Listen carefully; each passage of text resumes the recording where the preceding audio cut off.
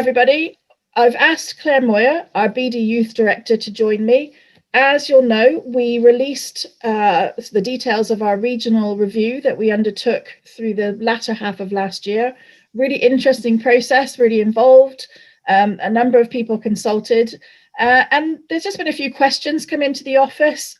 We've seen a few bits and pieces on social media. So I just thought it would be great to catch up with Claire, who was very central to that review, and just sort of put a few questions and get a little bit of the actual process involved, the thinking behind things, the rationale, just so that we can help you all to embrace these changes, because we very much we feel that they're really going to make a difference to members, both new and long-term, who've been through the process, part of their regions for 20 plus years. So Claire, welcome, and thank you very much for taking time to have a chat with us.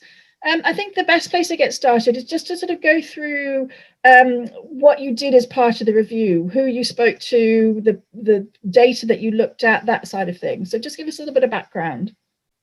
Well, I think it's been a bit of a long time coming, this actually, and it's like everything else. It's not one thing that decides things. It's a series of events, and of course we've had COVID to deal with, which sort of rather crystallized things a little bit.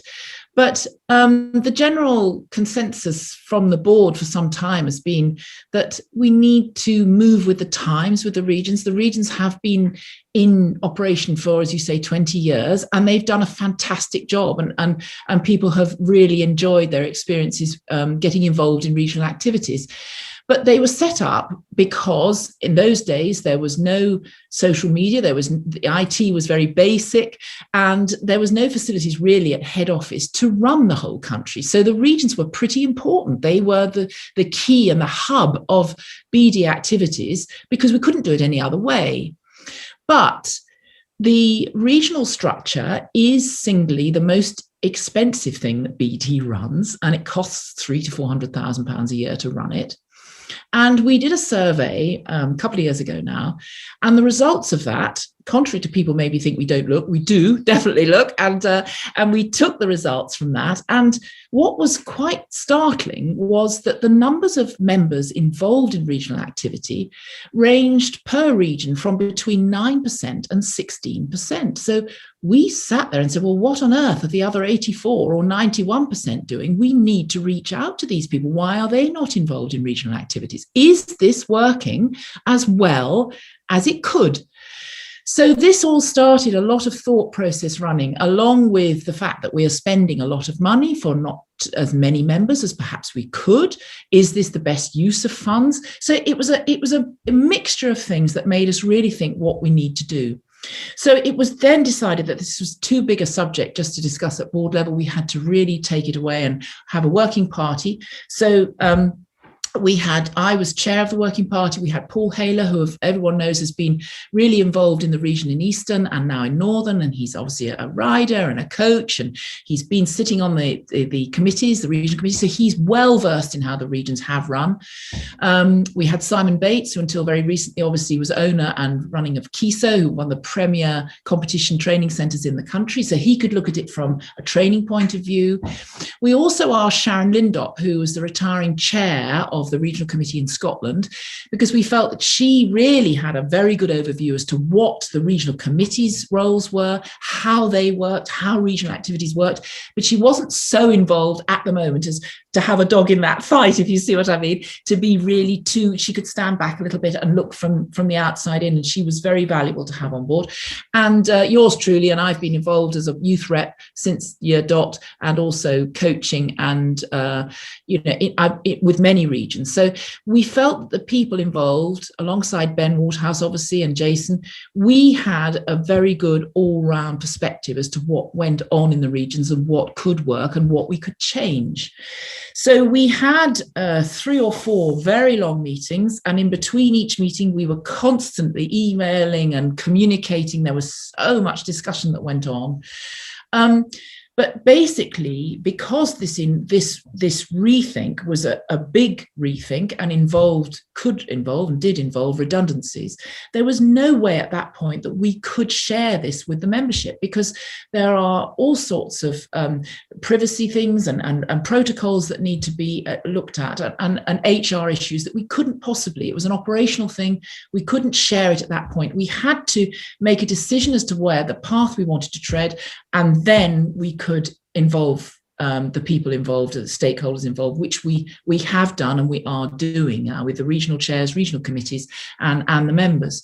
So it was a big piece of work, and it involved a lot of discussion, a lot of constructive arguments, and in the end, we also really took from the fact that during this crisis, we realized just how fantastic technology is, and virtual things, and the things we can run virtually that actually have a better impact. Certainly the educational side of things, like the judge training, for instance, which has been a massive success virtually. It is much easier to access for everybody. It's cheaper because you don't have to drive all over the country. You don't have to pay somebody to look after your horses when you're not there. It is much easier to access, and also it's a better learning platform. It's a much better learning environment. Small groups of people who can contribute, and I know because I've done a lot of the judge training, and it is great. So that was a real wake up that how good virtual things could be in the education side, along with the National Convention, which I think everyone really was amazed at how well that went, and how really valuable that was as an educational tool. So that also made us really think how we could blend what we do with face-to-face things and virtual things to give members a much better experience all around and make it more accessible. Because we're really sure that a lot of our members, as a lot of the country, is going to come out of this a lot poorer than we went into it. This is a real disaster for some people, and they are not going to have the disposable income they had. They're going to have to tighten the belts, and we have got to offer them things that aren't so expensive, that are more accessible, so that they can really enjoy their BD membership and not have to spend quite so much money. So it was a big piece of work, and there was a lot to consider. And then we had to really consider how we split the country and how we did it. And we thought long and hard about that, as to whether it was really dependent on the membership numbers, on the venues, because without venues, we don't have a sport. So thinking about the accessibility really came down to it. And the country has two main arteries, the M6 and the M1. And we felt it was better to go with that than try and split it across the Pennines. Now, London is, of course, a bit of a choke point at the M25, the biggest car park in the country. So the fact that the old southern region and the old eastern region have effectively sort of split in the south and east and the north and east, and Catherine and Sharon are job sharing, actually really helps that, because they can cope with that block in the middle of the M25, and I think that will work really well for their new region. But I think also, alongside all of the accessibility and the affordability for everybody, is the fact that we want to attract more members. This crisis, we've lost 1,500 members, and we have to make sure that BD is viable for way into the future, not just next year, not just in 5 years. Our job as a board is to make sure that BD is a viable organisation going into the future.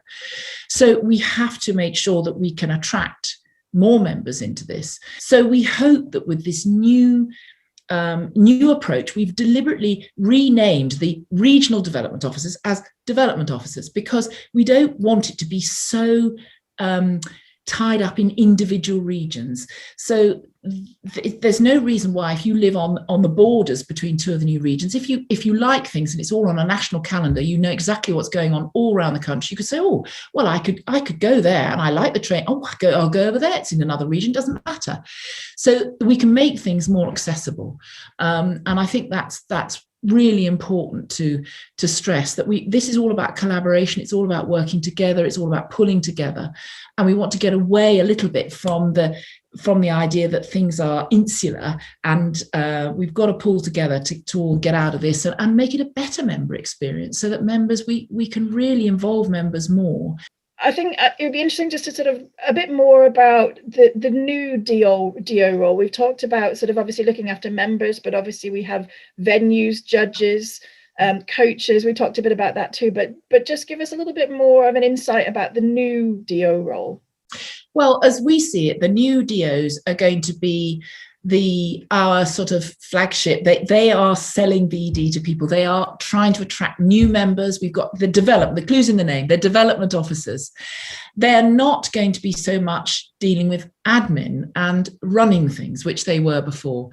They are going to be trying to reach out to new members, to support venues, because as I've said before, when venues come out of this, they're going to need help, and without venues we don't have a sport. They're going to really support educational things as well, and they will be there to support the committees. Obviously the committees will remain, there will still be regional committees, and where the regions are huge, I think what the next stage that needs to be developed is how we address communications within those regions. And some, I think, will have county coordinators that are already in place in the southwest and already in place in Eastern. They work well, and each region has got to find their feet and see how that works. But the DO will still be at the helm, very definitely, and they will be there to support members, but they won't be so hands-on in actually running things. And that's where having better IT, and we've used Bookwen for a long time, and I think we're now looking into upgrading that a little bit to make that a better experience for members, because it's a bit clunky. So we're making to look that easier.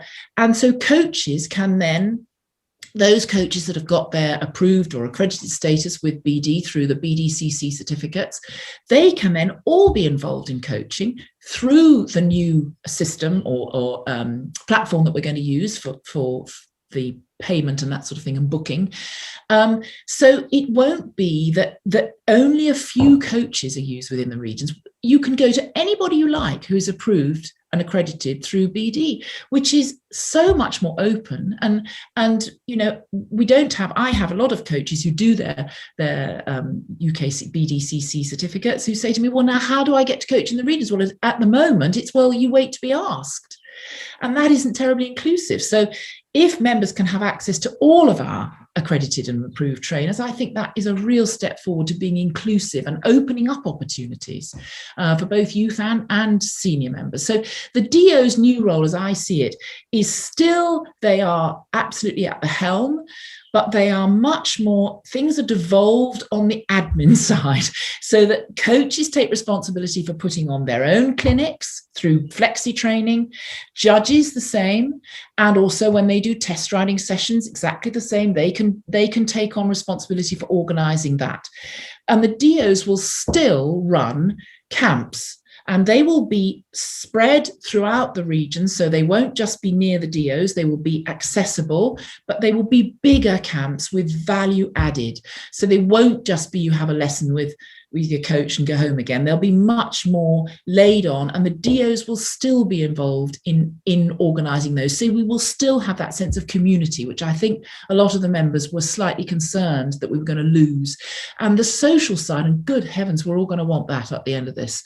So, we really don't want to lose that. We really want to focus on the social side and people's friendships and getting together again, and the DOs will be absolutely key in that, and they are still at the helm. But the whole thing is to make it more inclusive, more that it's not so cliquey and individualistic and separate, so that we can all come along together more, but still maintain a good member experience. That's sort of, we talked quite a bit about training and activity in the regions, and I suppose the other sort of area that people had picked up was around competitions, because we've got to train, and hopefully that leads you to competing. And there was a concern that the sort of numbers of regionals that we run, so regionals as a precursor to going to the nationals or the winters, the regional team competitions, which are ever popular, and Quest, I mean, Quest is run on a regional basis, that those numbers of those opportunities were going to be impacted. So you can just sort of tell us the plans for those going forward. No, absolutely not. I think for some years, 7 or so years, the regionals have not necessarily all been run in the regions. They've been run according to the people and the demand for them and the accessibility. So that will not change. There will still be 8 regionals put on, and the quest and the ability to be able to qualify and to go to these championships will be exactly the same. The teams for the interregionals, whether it's youth or senior, and for the home international youth or senior, the numbers of teams will be identical. They'll be the same. So you won't have any less chance of qualifying. The only thing will be is if you were a central member. Unfortunately, and this is sad, Central has sort of been swept and amalgamated into other regions. So Central as a region now no longer exists. And therefore, you still have the same chance to be able to represent a region, but it will be a different name. So it will have a different name. But it won't mean that just because you're in a different region, oh, we're going to have fewer teams. Absolutely not. So the opportunities will be exactly the same. It will just be the logistical side of it will change, and it will be a slightly different name. There will be no less opportunities. You won't have to drive further. I've heard people say, I'm going to have to drive further. Absolutely not. Unless you're finding the venues are picking themselves up and moving them, that's where you have to drive. The venues dictate where you go. So there will be no more driving. And in fact, if you have more coaches who are then putting themselves forward for coaching for BD, you'll have less far to drive probably, because there'll be more coaches putting on coaching. And it will be personal choice as to whether those coaches feel it's worth their while doing. If they're good and they're full, and that's choice from the members, they will put on more clinics. And if the members don't appreciate them as much as others, they won't be so busy, so maybe they won't put it on. This will be all natural personal choice, not somebody else making the decision who does the coaching for members. This will be members' choice. Yeah, it's a case of supply and demand, I guess, yeah. which is always good business practice. And I think also that the sort of change of emphasis in the DO role around obviously looking to sort of for new members, supporting the ones that we have, but equally this idea about working more closely with venues, and that includes new venues, bringing new venues on board where there are gaps, and we know that there are gaps in certain areas, and equally that should hopefully lessen some of this driving, the emphasis on driving, as we have new venues come on board. Now, obviously, we have to protect those that we do have, and we don't want sort of congestion. But if the DOs have more time to dedicate to working sort of with bringing some new venues on as well, I think that can only benefit members. Absolutely. And, I think change is never nice. But believe me, the single most important factor in all this was the members. Always. Every time we made any decision or we thought about anything, how would it impact on the members? How is this going to impact on member experience? And, I've seen some people say, oh, it's quite exciting, this. Well, I wouldn't use the word exciting, because I think a vast majority of the membership won't notice any difference, because, it'll just keep going and they won't actually notice. But things will be better, that they can access Zoom training, they can access judge training, and there'll be little things that they'll notice, but it won't be a complete mind shift and change. And that was the whole idea, to make the changes as easy to cope with as possible, so that the member experience was just as good. And I am absolutely confident that it will be. But, we're going to have to run with it and tweak it and see what works, see what doesn't work. And people have said, oh, well, you've only told us half the story. Well, that's because we need to see how it's going to work. And we need to get feedback. This is the time we need feedback from the members, from the committees, from the regional chairs. This doesn't work. This does work. Could we do it this way? For sure. We're absolutely open to seeing how we can make this work best for the members. But the members are at the heart of every decision and everything we thought about with this change. And I think, Winnie, the only last thing I would quite like to add is that I've seen people on social media saying we should have used our reserves if we had a financial troubles. That's what reserves are for. We've got big reserves. We have big reserves because we have managed the business well. And I call it the business absolutely because it is a business. We have to run BD in a professional way. We are using members' money, and we have to make sure we safeguard that. And reserves, in my opinion, are not to be used for operational things when how the business is running may not be viable long term under these changed circumstances. And it's our job as the senior management team and the board to make sure that we never put BD in the position where we have to use reserves to run it. Reserves are exactly for emergencies. They are not as a running thing to run the business. And I think it's down to good management that we have come into this crisis and come out of it healthily, which is not the same for all sports in this country, that's for sure. And I think, we have to be proactive in continuing that, because I think everyone's forgotten that this time last year, we were shut down because of equine herpes. Before we had COVID, and the BEF has put out a thing just this week saying equine herpes is alive and well down in Spain, where they're running big shows and horses are going in and out. So we have to be aware that these things can happen, and we have to be prepared for that. And reserves are there for emergencies, and we have to then run the business so that it is viable and it is strong going into the future, whatever is thrown at us. Well, Claire, thank you very much for taking some time out to have a chat and a catch up. As I say, I hope members find it of benefit just to spend some time with those people who are in the know and doing the do, so to speak. But it's much appreciated by me, and I'm sure appreciated by a number of the members. So thank you very much, Claire.